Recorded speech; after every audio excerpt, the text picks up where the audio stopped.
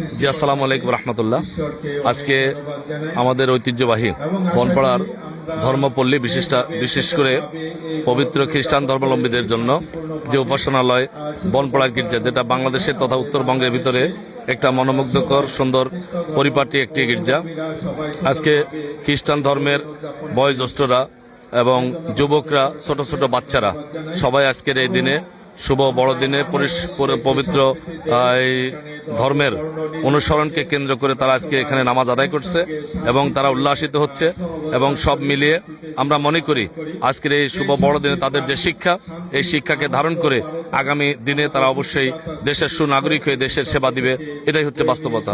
সেই ক্ষেত্রে আমরা আজকে মুসলিম ইসলাম ধর্ম লালন করি। সেই ইসলাম ধর্মের মৌলিক একটা দাবি হচ্ছে সাম্প্রদায়িক সম্প্রীতি। নিঃসন্দেহে আমরা যারা এখানে আছি, আমরা চাই যে আমাদের মুসলমানদের পাশাপাশি খ্রিস্টান ধর্মাবলম্বী যারা আছেন তারাও যেন তাদের ধর্মীয় স্বাধীনতায় তাদের ধর্মীয় সমস্ত উৎসব পালন করতে পারে। আমরা এখানে আসছি, দেখলাম তারা অত্যন্ত মনোমুগ্ধকর পরিবেশ এবং সুন্দর সুশৃঙ্খলভাবে তাদের উৎসব পালন করছে।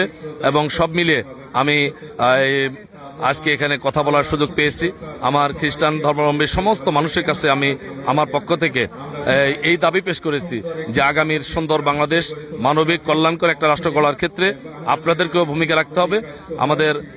আমরা যেমন রাখবো তেমন সকলেই দল, মত, ধর্ম, বর্ণ নির্বিশেষে সবাই আগামী দিনের নির্বাচনকে কেন্দ্র করে যেন অত্যন্ত সুন্দর এবং সুচিন্তার মাধ্যমে মতামত প্রকাশ করে এই দেশের জন্য কল্যাণকর যারা নেতৃত্ব, সেই নেতৃত্ব প্রতিষ্ঠার জন্য তারা যেন ভূমিকা রাখতে পারে আহ্বান করেছি।